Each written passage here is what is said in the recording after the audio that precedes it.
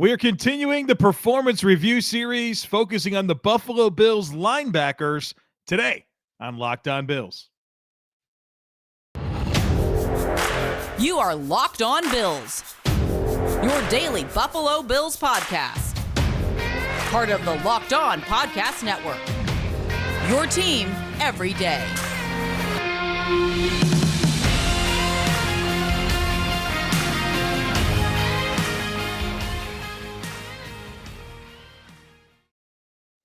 What's up, Bills Mafia? It's Joe Marino from the Draft Network, and I'm your host of Locked On Bills. Happy Monday to you, and thank you for making Locked On Bills your first listen every day. And as a reminder to you, we are free and available on all platforms, including YouTube. This podcast is sponsored by BetterHelp. It's not a crisis line. It's not self-help. It's professional therapy done securely online, available to people worldwide. And they have a special offer for my listeners. Get 10% off your first month at betterhelp.com/lockedon. Well, folks, we're talking linebackers on the podcast today, a position group where Brandon Beane has a bunch of decisions to make. Obviously, some big-time expiring contracts and some young players that we got to figure out what they are. So let's have the conversation here today. We'll start with Tremaine Edmunds, a 2018 first-round pick, number 16 overall. He's 24 years old, turns 25 in May. His contract is expired. He completed his 4-year, $12.7 million rookie deal, and then, of course, played last season under the 5th-year option, which paid him $12.7 million. 2022, he played in 13 games with 13 starts, was on the field for 92% of the defensive snaps in those 13 games, collected 102 tackles, 6 tackles for loss, 1 sack, 1 interception, 7 pass breakups, allowed a passer rating of 80.4 against his coverage, and had a missed tackle rate of 7.7%. That passer rating of 80.4 in coverage is outstanding, and the missed tackle rate is excellent as well. As far as his 2022 review, I thought he very clearly had his best season. I think most people would agree with me, even those who don't really care for Tremaine Edmunds, and I know there's a lot of people out there that fall under that bucket. I think everyone can admit that this was his best season. Obviously, a major asset in coverage. His range in coverage is huge. And as we've been told time and time again, he's the leader of the defense. And the Bills have been really good on defense with him as the leader. They've been top 6 in total defense in 4 of the last 5 seasons with him as a starting Mike linebacker, and then top 2 in scoring defense in 3 of the last 4 seasons. So statistically, during the regular season, the Bills have a very good defense, and obviously Tremaine Edmunds has been a major part of that. I think he's a good tackler, which matters on an overall bad tackling defense. The Bills, year over year, are among the worst tackling defense in the NFL. Tremaine Edmunds not really responsible for that. His 7.7 missed tackle rate is an acceptable number. I think that Tremaine is a better coverage player and a better range player than he is a downhill run defender. And I think that's a tough job in this style of defense, an up-the-field penetration style defense that's always in nickel. It makes it tough on your Mike linebacker to be a consistent downhill presence.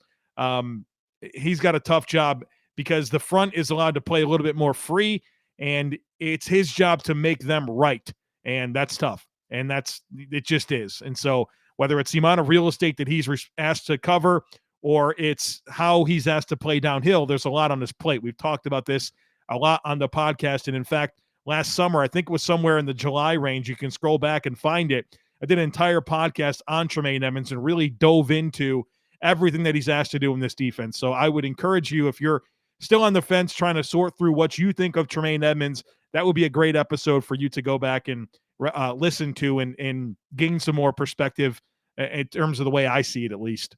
So I do think under the circumstances of what he's asked to do, there's going to be some inconsistency playing downhill. But when Tremaine wasn't on the field this season, the second half against Minnesota, that was a lot different with him off the field. You think about the Cleveland game, the Detroit game, games the Bills won, Cleveland and Detroit, but they really felt his absence missed in coverage, right? Those teams threw the ball over the middle of the field a ton against the Bills, and you could feel the absence of Tremaine Edmunds, just like you could last year when he wasn't there for the Colts game. You knew he was missing. So he means a lot to the defense, whether you like him or not. As far as his 2023 outlook, it has been my prediction all along that he's back. The way McDermott, Bean, Frazier talk about him, it doesn't sound like this is a player that they're going to let get out of their hands. When Brandon Bean was asked about Tremaine Edmunds during his year-end press conference, he brought up immediately that core philosophy that he's preached of draft, develop, and re-sign. And we've seen him stay committed to that throughout his time with the Bills. And I think that Tremaine Edmunds is certainly going to fall right in line. I mean, this is a player that Brandon Bean traded up in the first round to get, was the second ever draft pick that he made as GM of the Bills after Josh Allen. And we're talking about a player that's entering his age 25 season with 5 years of experience in the scheme as the starter. And we know how much the team values familiarity. And so, again, predictively, I really do think the Bills get this contract extension done. I would guess it's in the $15 to $20 million per season range in terms of average annual salary. And obviously that salary comes with expectations, right? And we're very much into the 2023 outlook here. That comes with high levels of expectations for him to get paid that well as a Mike linebacker, especially when you're already paying Milano. And so he needs to come in, and if he's brought back under that type of a deal, it's maintaining the caliber of play that you had in 2022 and building upon that. That has to be the floor. That has to be the floor. And I don't think there's any reason to think it won't be. But again, things change a little bit when you're a $15 million plus a year player at linebacker. You're going to be scrutinized, and obviously he has to be at least as good as he was in 2022 moving forward. And again, I don't think there's any reason to think he won't be. The arrow's been pointing up for years. We know he's supremely physically gifted. We knew he's relatively new to playing the position that the Bills asked him to play. We know that he's really young as a person. And so the arrow's been pointing up, and I think we're seeing the result of the development, and maybe it's taken a little bit longer for him to be a super high impact player with consistency, but the flashes have always been there, and I think he's coming off his best season. Super young player that I would want to hold on to. Let's get to Matt Milano, 2017 fifth-round pick, number 163 overall. 27 years old. He turns 28 in March. He's entering year 3 of his 4-year, $41 million contract extension he signed a couple of years ago. In 2022, he played in 15 games with 15 starts. On the field for 96% of the defensive snaps, collected 99 tackles, 12 tackles for loss, 1.5 sacks, 3 interceptions. Probably should add a couple more, just like Tremaine had a couple of dropped interceptions as well. 11 pass breakups for Matt Milano, and then a passer rating of 70.6 against his coverage. That is phenomenal. And what's not phenomenal is the missed tackle rate, 16.7%. That's just been a problem throughout his career. It's not like this was a one-off. His career missed tackle rate is 15.4%. So he's right there with his normal rates in terms of missing tackles. As for his 2022 review, Milano had a great season. He was terrific. It might have been his best year yet. And he did it while battling a leg injury for a large part of the year. And I think he's the perfect player for the role the Bills ask him to fill as a space and matchup linebacker. He's a major asset against tight ends. The Bills actually last year were the only team in the NFL to not allow a receiving touchdown to a tight end during the regular season. And the Bills only gave up 616 receiving yards to tight ends, which was 4th fewest in the NFL. So I remember, I don't know if it was last year or a year or two ago, I had to talk all about the Bills and defending tight ends, and Matt Milano was hurt.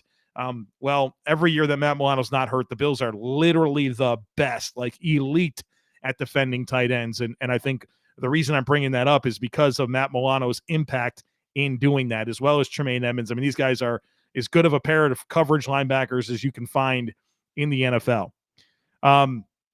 Range and instincts, they're outstanding for Matt Milano.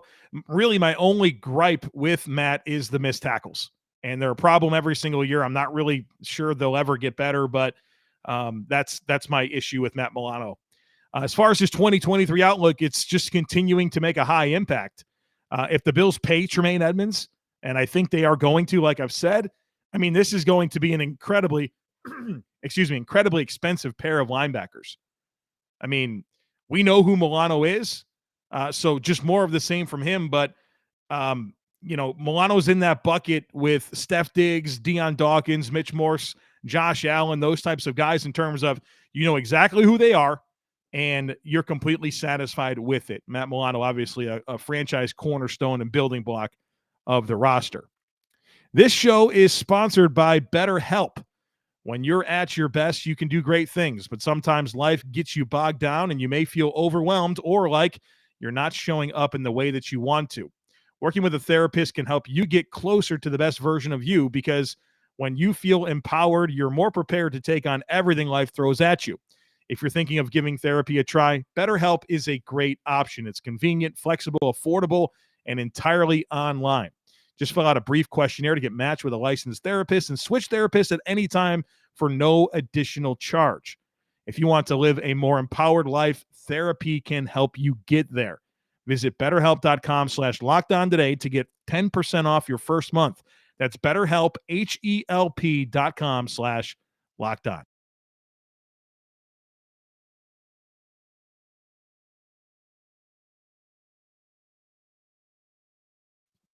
We got a bunch of players at this position still to get to, so let's keep this moving. The next one is Terrell Bernard, a 2022 third-round pick, number 89 overall. He's 23 years old. He turns 24 in May. He's entering year 2 of his 4-year, $5 million rookie deal. In 2022, he played in 16 games with 1 start, was on the field for 11% of defensive snaps across 16 games, 62% of the snaps on special teams. He was a 4-phase special teams player, and that means kickoff, kickoff, kick return, punt return. That's what I mean when I say 4 phases of special teams. And he was actually 3rd on the team in special teams tackles this past season. In 2022, as far as his review goes, I lead with this. I don't see the vision. I mentioned this when he was first drafted. I speculated about how it could mean potentially more scheme diversity with more 3 linebacker sets, and that really didn't happen. He started and played literally every single snap against the Jets in the game where the Bills made Michael Carter look like he was the second coming of Barry Sanders. And then the Bills had some injuries in the coming weeks at linebacker, and they opted to go with A.J. Klein over Terrell Bernard, who they signed literally off the street, and then the same week started and played every game against the Detroit Lions, or every snap against the Detroit Lions, a few weeks after Terrell Bernard got his first chance to play really on defense. And then you get to the playoffs, and Terrell Bernard is inactive. As the season moves along, he's getting less and less opportunity. And so I'm concerned about a lack of a role for Bernard. The trajectory is concerning, especially when I reconcile what happened with his rookie season to the player that I saw on tape in college. Terrell Bernard, if you go back and watch him in Baylor, he found a lot of success doing very basic roles: shoot a gap, cover one player in man coverage. The read, react processing wasn't really heavy on his plate. And so I thought there were translatability concerns. And so far, with one season under our belt, I'm really not more understanding of what the plan is for this player.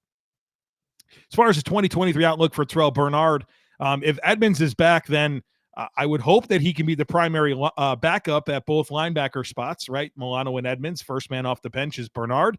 I don't know if that'll be true or not. You'd hope as a third round pick entering his second season that's the type of thing that could be in his wheelhouse. Can the Bills, or will the Bills, diversify their scheme defensively to involve him? Don't think that will happen. So just the trajectory here is confusing to me. If Tremaine Edmunds isn't brought back, I would have a huge level of concern about Terrell Bernard being the plan to replace him. So confused. I continue to be confused as it relates to Terrell Bernard. Let's get to A.J. Klein, who was signed during the season. Obviously, he spent a couple years with the Bills. He was actually cut after last season. And then he was on, I think, a couple of different teams like the Giants, the Bears, maybe even the Ravens last year. And then at some point during the season, like around week 10, something like that, he signed with the Bills. AJ is 31 years old. He's 32 in July. His contract is expired, so he played under a 1-year, $1.1 million deal. And for the Bills, he played in 6 games started one. In those 6 games, he was on the field for 22% of defensive snaps, 52% on special teams. So he was a 4-phase special teams player.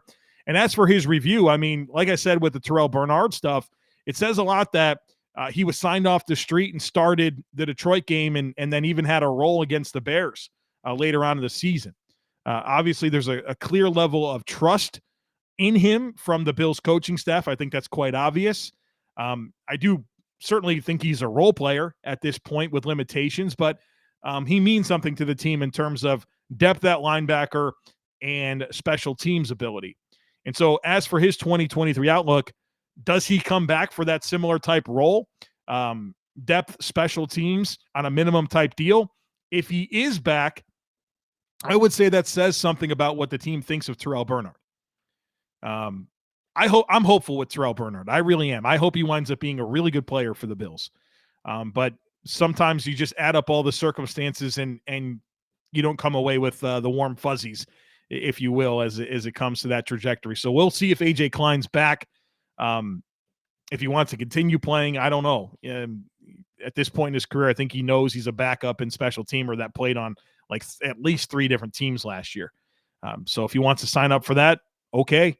But maybe he'll want to latch on with the Bills and see if he can stick for the season and provide depth and special teams ability.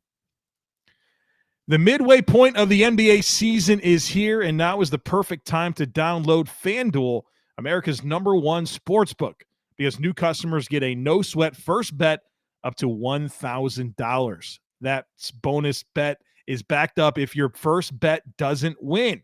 Just download the FanDuel Sportsbook app. It's safe, secure, and super easy to use. Then you can bet on everything from the money line to point scorers and threes drained. Plus, FanDuel even lets you combine your bets for a chance at a bigger payout with a same-game parlay. So don't miss the chance to get your no-sweat first bet up to $1,000 in bonus bets when you go to FanDuel.com/lockedon. That's FanDuel.com/lockedon to learn more. Make every moment more with FanDuel, an official sports betting partner of the NBA.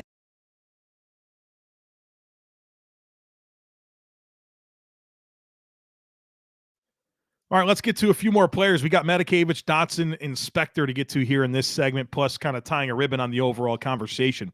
Tyler Medikevich, a 2020 free agent signing. He's 30 years old, turns 31 in December. His contract is expired. He completed his 2-year, $7.2 million deal.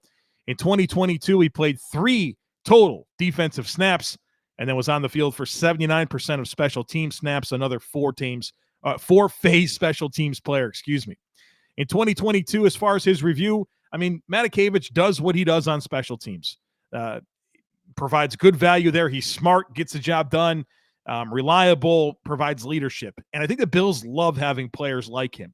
I think he's a major asset to Coach McDermott's messaging to younger players where, hey, look, maybe you're not a high pick. Maybe you doesn't look like you're going to get on the field on offense or defense. But my goodness, if you take this special team stuff seriously, you can get paid and have longevity in the NFL like Tyler Medikevich, like Tywan Jones, like Siran Neal, 3 players that literally do nothing on offense or defense, but are huge assets on special teams that continue to stay in the league and make money doing so. And so I really do believe Coach McDermott loves having these types of players around. Obviously, they believe in special teams, and so they like the production, but also the messaging component to some of the younger players on the team. And so as for my outlook, if Medikevich is back, it has to be on a minimum type deal. I don't think they can commit north of $3 million per season to him again like they have over the last few years. The cap is just too tight for that right now. Now, I wouldn't mind him being back, but ideally, the 2 linebackers they drafted last year in Terrell Bernard and Baylon Spector can make moving on from a Medikevich and or an AJ Klein a doable proposition. So I respect and appreciate what Tyler Medikevich does. And if it's on a 1-year, $1.2 million deal, all right, let's do this. But I don't think another 2-year, $6 million, 2-year, $7 million contract is in the cards based on the current circumstances. Tyrel Dotson, a 2019 undrafted free agent. He's 24 years old. He turns 25 in June. His contract is expired, but he's a restricted free agent. So very similar to what the Bills went through with Ryan Bates last year. Tyrel Dotson in 2022 played in 16 games with 3 starts, was on the field for 21% of the defensive snaps, 67% on special teams. Again, a four-phase special teams player. In 2022, as far as his review, we got to see him play more on defense than ever before. He started against Pittsburgh, Cleveland, and Detroit. Played extensively against Pittsburgh and Cleveland, not so much against Detroit, because that's kind of when A.J. Klein stepped in. Now, look, with Dotson, I'm not sure he's more than a backup and a special teamer, but given he's been with the team for 4 seasons, that experience makes him a valuable backup, right? A guy that you can insert into your lineup knowing that there's a lot of time on task functioning in the scheme that's going to help him. It should help him play better. I will say that Dotson is just not a very good player in coverage. That's one thing that became abundantly clear watching him against Pittsburgh, Cleveland, Detroit. It's the coverage piece is just not in his wheelhouse. And so that's going to always make him a limited player and take away from any appeal that I really believe in with him being a sleeper starter or anything like that. As far as his outlook in 2023, like I said, restricted free agent, I think there's a good chance he's back. If Edmunds is not back, then I think it becomes a priority to make sure he's retained. But I don't think you really want to go into a season counting on a major role from Tyrell Dotson outside of special teams and reserve linebacker play. All right, let's get to Baylon Spector, 2022 7th-round pick. Number 231 overall. He's 24 years old. He turns 25 in October. So kind of interesting where Baylon Spector is entering year 2 of his career. And this is going to be a situation where he turns 25 during the season. And Tremaine Edmunds has been in the NFL and started for 5 years and turns 25 this year. And it's going to be a 6th season starting, right? So hopefully that allows you to appreciate the youth of a Tremaine Edmunds and how rare it is for him to have the experience that he does at this point in his career, given his age. So Baylon Spector entering year 2 of a 4-year, $3.7 million rookie deal. He was active for 6 games in 2022. He played 12 snaps on defense, which I think were all against Pittsburgh in that blowout win against the Steelers, and then 86 snaps on special teams. Most weeks this guy was a healthy scratch, right? So there's not a whole lot for us to look at and really feel like we know what he is in the NFL, other than he didn't really get much of a chance on defense. And when he was active, he played special teams, but for the most part, the team chose to make him a healthy scratch. For his outlook in 2023, I mean, hopefully Spector, can make you feel good about moving on from Klein and or Matakevich. You love having him on a 7th-round rookie deal. Get 4 phases of special teams out of him. And I think athletically, he's certainly more appealing to me than a Klein or a Matakevich if they had to play defense, right? So there's a piece of that, but he's got to settle in and play. I mean, I've enjoyed Baylon Spector at Clemson. I enjoyed being around him at the Shrine. I was there for the week when he was in Vegas. So there's likable traits there, but I think you have to be mindful of a very modest ceiling here. But again, hopefully a player like Spector can make you feel better about, okay, yeah, we can't give Tyler Matakevich the normal $3 million per or whatever you've been paying him. We got this guy who's on a 7th-round rookie deal that can give us comparable contributions, and you can kind of lean into that and get younger and cheaper.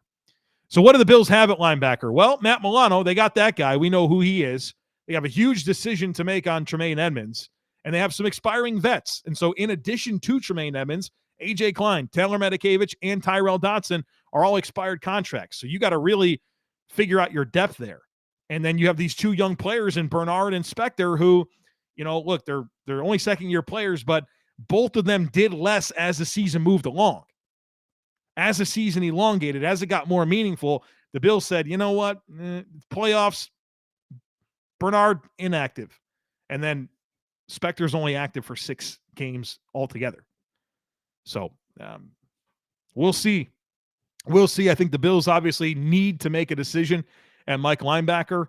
I think it's going to be Tremaine Edmunds, but if not, I think you need to find someone from outside the organization to start, either a draft pick that's pretty high, or you have to sign a veteran. I don't think you have that replacement on your roster right now. So you got to figure out your direction at Mike linebacker, and you got to sort out this depth. You got to be honest about what Bernard and Spector showed you this year, and then figure out the right way to build around it. Do you need to bring back Klein, Dotson, Joe Giles Harris? You've had a lot of veterans in and out of your facility over the years. Who do you need to make sure is in this building to make sure that you have good depth? And look, it becomes even more complicated if Tremaine Edmunds is not back and you're going in a new direction at linebacker, at Mike linebacker, because I think it changes the way you play defense. I don't think you can just put anybody in there and say, do all the stuff that Tremaine Edmunds did, because physically they're just not going to have the same type of skill set. So we'll see. We'll see. I think I expect this extension to get done, and maybe I'm wrong. There's a chance I'm wrong.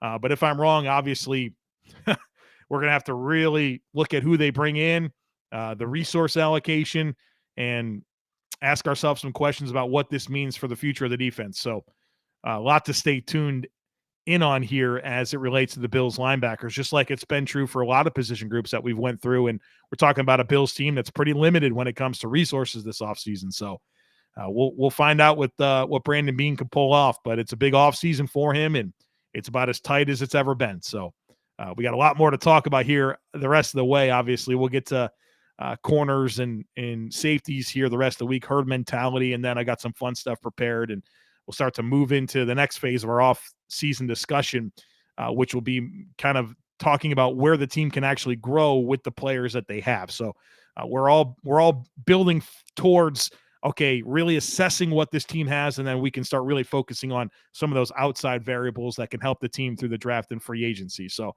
hopefully you're enjoying this journey so far. We got a whole lot more to get to the rest of the way here this offseason.